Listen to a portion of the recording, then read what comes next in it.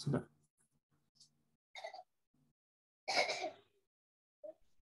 Bentar. Baik, masih kedengaran suara kami, Pak? Ya, jelas. Baik. Assalamualaikum warahmatullahi wabarakatuh. Yang sama-sama kita hormati dosen pengampu dan seluruh rekan-rekan yang berbahagia. Pada kesempatan kali ini, kami berkesempatan untuk mempresentasikan materi dengan judul Organisasi Massa Islam di Indonesia dan Corak Pemikirannya, sebagai salah satu tugas mata kuliah Peradaban dan Pemikiran Islam. Pertama, kami sampaikan permohonan maaf kami untuk tidak dapat menyalakan kamera terkait kualitas jaringan di tempat kami. Langsung kita mulai saja. Sejak kedatangan Islam di Indonesia, telah mengalami bermacam-macam kondisi, hambatan, dan tantangan. Apalagi setelah Islam berkembang dan menyebar di berbagai wilayah di Nusantara pada awal abad ke-13 sampai abad ke-15. Kemudian sejak abad ke-16, Islam harus berhadapan dengan kaum kolonial. Karena itu, tradisi hukum Islam yang sudah mulai mendapatkan tempat di masyarakat harus berjuang melawan kebijakan pemerintah kolonial yang cenderung memberikan keuntungan pada hukum perdata barat atau hukum adat yang sudah ada. Oke. Islam yang berada di Indonesia atau yang muncul di Indonesia ini sebenarnya terbagi menjadi dua tahap. Yang pertama adalah pasca kemerdekaan dan setelah kemerdekaan. Nah, perdebatan tentang hukum Islam ini di Indonesia pun terus berlanjut hingga awal abad ke-20. Pada masa itu, kebangkitan Islam sedang melanda dunia, tak terkecuali di Indonesia. Angin pembaruan ini kemudian melahirkan gerakan kaum muda di Sumatera, serta organisasi-organisasi yang bisa dilihat di slide ini. Nah, itu pada tahun 1905 itu berdiri Syariat Dagang Islam, yang merupakan pendirinya adalah Haji Saman Hudi di Surakarta. Kemudian di tahun 1906 itu berdiri Syarikat Islam, yang pendirinya adalah Haji Umar Said Cokro Aminoto. Setelah bergabung dengan Haji Saman Hudi di Syarikat Dagang Islam dan kemudian merubah nama organisasinya menjadi Syarikat Islam. Nah, kemudian di tahun 1912 muncullah Muhammadiyah yang sebagai pendirinya adalah Kiai Haji Ahmad Dahlan di Yogyakarta. Kemudian di tahun 1923 muncul Organisasi Persatuan Islam atau Persis, yang pendiri utamanya adalah Haji Muhammad Yunus dan Haji Zamzam di Bandung, yang mungkin sudah sempat disinggung oleh pemateri sebelumnya. Kemudian pada tahun 1926 berdiri Nahdlatul Ulama, yang salah satu pendiri utamanya adalah Kiai Haji Hasyim Asy'ari, yang melakukan pertemuan di Surabaya waktu itu, tepatnya di Jawa Timur. Kemudian di tahun 1928 muncul Organisasi Persatuan Tarbiyah Islamiyah, yang pendirinya adalah Syekh Sulaiman Arasuli di Sumatera Barat. Kemudian di tahun 1930 muncul Persatuan Muslim Indonesia, yang pendiri utamanya adalah Haji Ilyas Yaqub. Nah, ini mungkin beberapa organisasi Islam yang berdiri sebelum kemerdekaan. Dan yang setelah kemerdekaan itu, salah satunya adalah Nahdlatul Watan yang berada di NTB, yang pendirinya adalah Haji Muhammad Z.A. Majid. Organisasi-organisasi Masla pembaru tersebut memiliki lembaga istihad dengan namanya masing-masing, yang ada salah satu tujuannya sebenarnya adalah untuk menghimpun, membahas, dan memecahkan masalah-masalah mengenai hukum Islam. Nah, guna agar pembatasan pada makalah ini lebih terarah dan tidak melebar pada pembahasannya, penulis mengambil sampel dari beberapa organisasi massa atau ormas Islam yang sangat kuat pengaruhnya hingga saat ini di Indonesia, yaitu Nahdlatul Ulama dan Muhammadiyah. Karena apabila kita lihat sampai saat ini, yang terdaftar menurut salah satu data dari Kemendagri, organisasi masalah Islam sampai saat ini yang terdaftar lebih dari 200 di Indonesia. Nah, olehnya pemateri memfokuskan kepada dua ormas yang tadi pengaruhnya sangat kuat di Indonesia, yaitu Muhammadiyah dan Nahdlatul Ulama. Adapun pembahasannya, pemateri menyampaikan dua pokok permasalahan, yaitu yang pertama, latar belakang berdirinya Muhammadiyah dan Nahdlatul Ulama.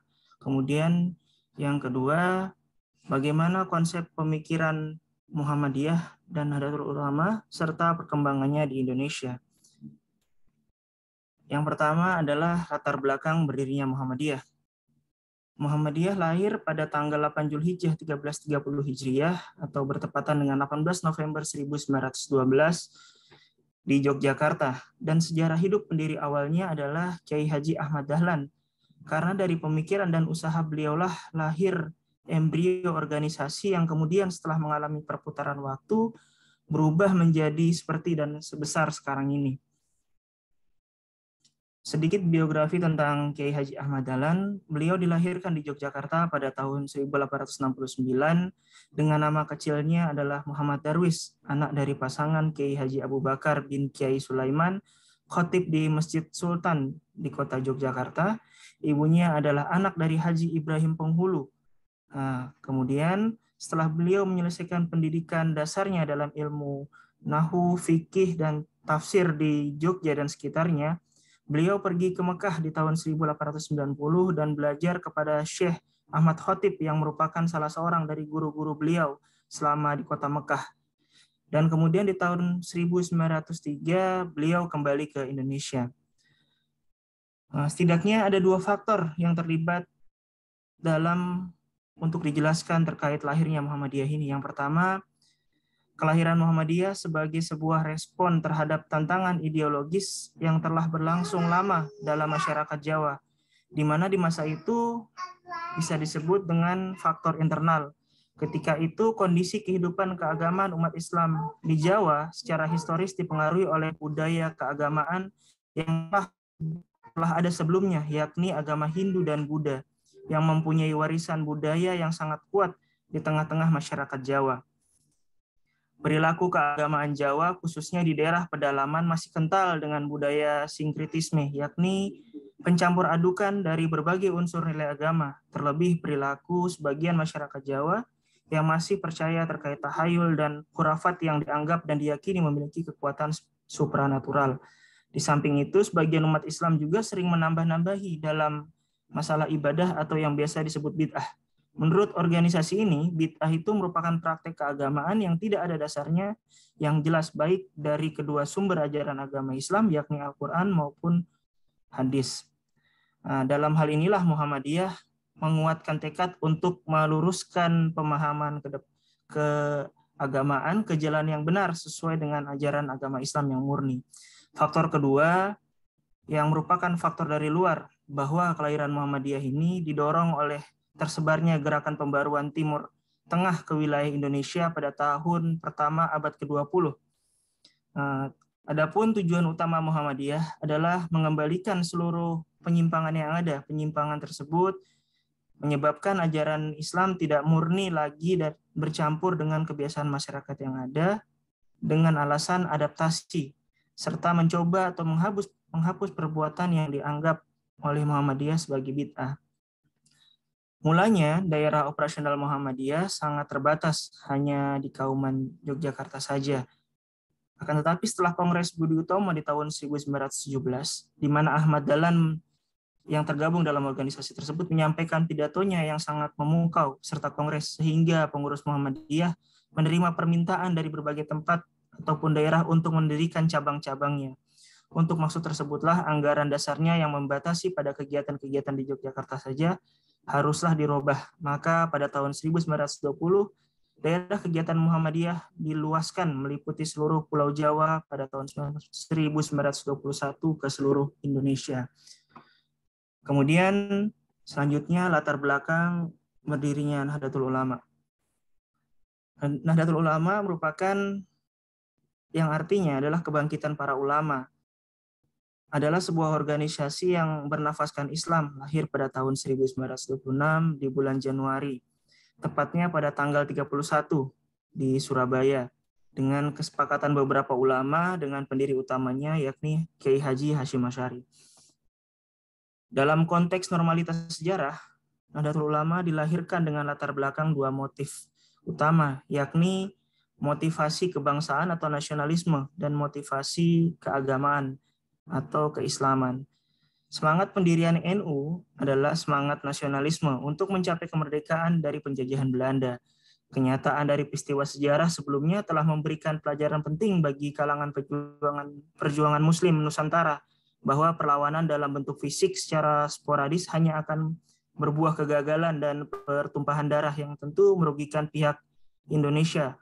Nah, maka dari hal tersebut, para pejuang masa itu membutuhkan sebuah strategi baru yang dapat digunakan untuk melawan dan mengusir pihak kolonial. Dan strategi yang dipilih pada saat itu adalah pembentukan sebuah organisasi atau Jamaiyah sebagai alat komunikasi bersama umat Islam dalam menyiarkan sekaligus untuk mempertahankan agama Islam. Adapun dari sudut pandang motivasi keagamaan terkait latar belakang berdirinya, lahirnya Nahdlatul Ulama ini merupakan respon atas dua dilema yang datang berdampingan. Poin pertama, yakni untuk mempertahankan agama Islam dari serangan politik kristenisasi yang dilancarkan oleh kolonialisme Belanda secara terang-terangan pada awal ke-20. Sebagaimana kita tahu terkait God, Glory, dan Gospel yang merupakan salah satu bagian dari misi Belanda ke Nusantara, di mana salah satu ajarannya yaitu untuk menyebarluaskan agama Kristen di Nusantara. Serangan tersebut diaplikasikan dengan pemberian bantuan baik moral maupun material secara besar-besaran kepada misionaris Katolik dan Zending Protestan. Yang kedua, yaitu untuk mempertahankan faham ortodoksi terhadap Ahlussunnah wal Jamaah dari serangan kaum modernis Islam yang mengusung jargon purifikasi dan modernisasi dalam ajaran keislaman yang dipandang membahayakan eksistensi faham Sunni yang pro terhadap tradisi. Hal ini bisa dikatakan sebagai respon internal dari kaum Islam itu sendiri, di mana hal-hal tersebut dikuatkan dengan peristiwa sejarah berkaitan dengan pendelegasian Komite Hijaz pada tahun 1926, di mana tepatnya berlokasi di rumah Kiai Haji Abdul Wahab Hasbullah, sang inisiator berdirinya Nahdlatul Ulama, sekaligus termasuk ulama, aktivis, dan juga intelektual yang terpercaya. Pertemuan tersebut awalnya dilakukan untuk membahas dan menunjuk delegasi Komite Hijaz yang dikirim ke Mekah, di mana tugas dari Komite Hijaz ini adalah merumuskan sikap para ulama Nusantara pemegang mazhab Ahlussunnah wal Jamaah untuk menyampaikan kepada penguasa Hijaz saat itu, yakni Raja Abdul Aziz Ibnu Saud dari Bani Saud yang pada saat itu berpaham Wahabi. Secara spontan dibentuklah organisasi yang diberikan nama Nahdlatul Ulama. Hal ini menjadi penting karena dalam pengiriman delegasi tersebut membutuhkan sebuah wadah atau organisasi yang legal, maka oleh itu para ulama memilih nama Nahdlatul Ulama tersebut. Kemudian terkait konsep pemikirannya, Muhammadiyah adalah gerakan yang dalam bidang teologinya terkesan bersifat modern dan rasional. Hal ini tidak terlepas dari pemikiran pendirinya, yakni Kiai Haji Ahmad Dahlan, yang lebih cenderung kepada pemikiran pembaharuan Muhammad Abduh. Maka sudah barang tentu pemikiran teologi Muhammadiyah bersifat modern dan rasional. Namun tidak seluruhnya teologi tersebut bersumber pada Muhammad Abduh yang terkenal sebagai pelopor pembaharuan yang sangat rasional dan lebih dekat dengan teologi Mu'tazilah. Karena pada realitanya teologi Muhammadiyah ini juga dekat dengan teologi Asy-Syariah yang cenderung bersifat tradisional. Hal ini senada dengan apa yang dijabarkan kembali oleh Azumardi Azra, bahwa teologi modernis Muhammadiyah ini belum pada tataran teologi, namun hanya sekedar secara praktis dan pada tataran ideologisnya. Muhammadiyah ini bersandar pada aliran, sedangkan pada aliran Muhammadiyah ini bersandar pada aliran Asy-Syariah.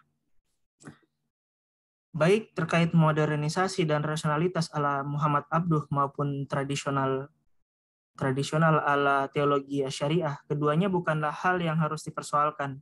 Karena pada dasarnya Muhammadiyah punya jati diri dan konsep yang menjadi karakteristik Muhammadiyah itu sendiri tentang hal-hal yang dianutnya. Contoh, Muhammadiyah akan mengikuti ajaran dalam teologi syariah yang mengandung banyak kebenaran dalam hal-hal yang dianggap sesuai dengan ajaran Islam yang otentik. Namun sebaliknya, Muhammadiyah akan mengabaikannya jika kalam atas dasar rasionalisme tersebut banyak mengandung penyimpangan dan tidak sesuai dengan ajaran Islam yang sebenarnya atau murni. Pengalaman agama yang murni ini adalah ciri dan karakter Muhammadiyah. Muhammadiyah berpedoman pada amar ma'ruf nahi mungkar. Konsep ini tercermin dalam orientasi gerakan ini. Konsep amar ma'ruf diimplementasikan dengan upayanya untuk kembali pada Al-Quran dan Sunnah. Dalam konsep nahi mungkar tercermin pada pertentangannya terhadap taklid, bid'ah, khurafat, dan sebagainya yang merupakan ajaran yang bukan murni dari Islam. Sebenarnya hal demikian sudah menjadi tradisi mazhab Hambali, namun kurang tepat juga kita menyebut Muhammadiyah sebagai bermazhab Hambali. Ketika Muhammadiyah memilih tidak bermazhab dan berpedoman pada sunnah, maka dibutuhkan lembaga yang mampu menangani persoalan-persoalan ibadah dan muamalah sebagai suatu rujukan anggotanya. Dan organisasi ini membuat satu lembaga khusus yang menyangkut persoalan tersebut. Lembaga ini diberi nama Tarzih Muhammadiyah. Adapun pokok-pokok permasalahan yang harus dibahas dan diselesaikan oleh Majelis Tarzih ini sudah diatur dengan sangat rapi, dan dalam buku pedoman Majelis Tarzih Muhammadiyah salah satunya dalam aturan dalam beristidlal atau pencarian hukum, dasar utama yang harus dijadikan rujukan adalah Al-Quran, kemudian sunnah yang sahih, dan kalaupun akan melakukan istihad dan istimbat harus benar-benar didasarkan pada ilah yang tidak terdapat dalam nas tersebut baru bisa dilakukan. Dalam hal tersebut, selama tidak menyangkut bidang ibadah atau ta'budi, juga hal tersebut dilakukan untuk memenuhi kebutuhan hidup manusia, juga kemaslahatan umat sesuai dengan yang diajarkan oleh Rasulullah SAW. Adapun konsep pemikiran Nahdlatul Ulama, sedangkan bagi Kiai Haji Hasyim Asy'ari, bermazhab sangatlah penting. Hal ini digunakan untuk memahami Al-Quran dan hadis secara benar. Tanpa pendapat-pendapat ulama besar yang keilmuannya sudah tidak dilakukan lagi, terkhusus 4 imam mazhab, Syafi'i, Hambali, Maliki, dan Hanafi, hanya akan berbuah terkait pemutarbalikan pengertian ajaran Islam. Nahdlatul Ulama dalam teologinya menganut paham Ahlus Sunnah wal Jamaah dengan berpedoman teologi Imam Abu Hasan Al-Asy'ari dan Abu Mansur Al-Maturidi. Hal ini mengakibatkan sumber hukum yang digunakan organisasi ini tidak hanya Al-Quran dan hadis, namun juga menggunakan akal dan realitas empirik. Dari keterkaitannya dengan sistem mazhab, dalam memahami ajaran Islam, Kiai Haji Hasyim Asy'ari tidak langsung mengambil dari sumber teks aslinya, baik Al-Quran dan hadis. Akan tetapi bukan berarti beliau mencampakkan dua sumber utama tersebut, melainkan beliau mencari dan menggali terlebih dahulu beberapa pendapat para ulama besar yang masyhur dari abad pertengahan yang telah terkodifikasi dalam kitab-kitab, lalu hasilnya dicocokkan dengan sumber aslinya, yakni Al-Quran dan hadis.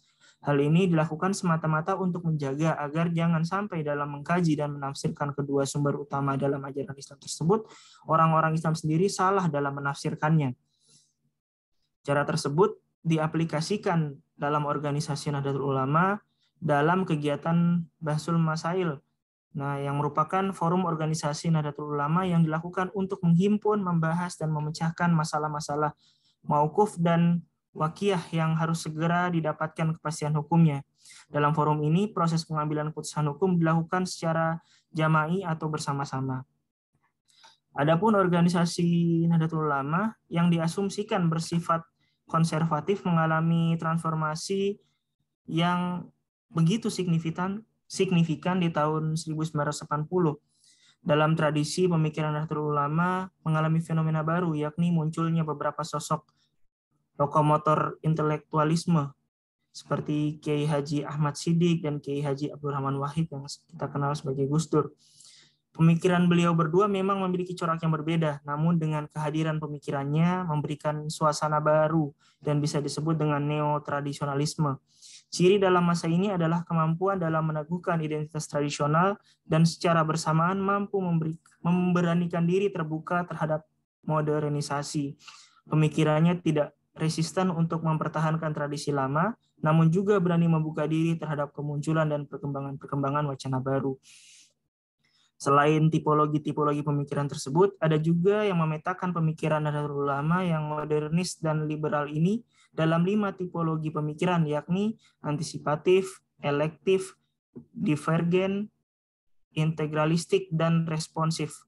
Dan dalam hal ini direfleksikan oleh ulama-ulama NU yang kadang karena coraknya yang begitu liberal, maka seringkali pemikiran-pemikiran tersebut melewati batas-batas pemikiran NU, baik diukur dari tradisi pesantren, kitab-kitab pegangan keputusan musyawarah, maupun keputusan konferensi hingga hasil muktamar. Adapun arah perjuangan yang ditempuh oleh NU, organisasi ini tetap berlandaskan dan berpedoman pada Ahlussunnah wal Jamaah dengan fikrah an-nahdliyahnya dan manhaj fikihnya. Adapun terkait kesimpulan, dilihat dari latar belakang berdirinya, baik Muhammadiyah ataupun NU didirikan untuk proses pelestarian, pentransmisian, serta penyebaran ilmu keislaman dengan adanya hubungan sanad keilmuan kedua pendirinya. Bahkan bila ditelaah, kedua organisasi massa Islam terbesar di Indonesia tersebut memiliki paham yang hampir sama, yakni Ahlussunnah wal Jamaah. Kemudian yang kedua, dalam konsep pemikiran Muhammadiyah cenderung pada teologi modern yang dikombinasikan dengan teologi Asy'ariyah. Adapun NU lebih condong pada dua imam, yakni Imam Abu Hasan al-Asy'ari dan Abu Mansur al-Maturidi. Di masa sekarang, fikih Muhammadiyah memilih untuk tidak terikat dengan mazhab, dan Nahdlatul Ulama masih bermazhab pada 4 imam mazhab tersebut, namun lebih condong kepada mazhab Syafi'i. Mungkin sedikit itu yang bisa kami sampaikan, kurang lebihnya kami mohon maaf. Selanjutnya kami kembalikan ke dosen pengarang.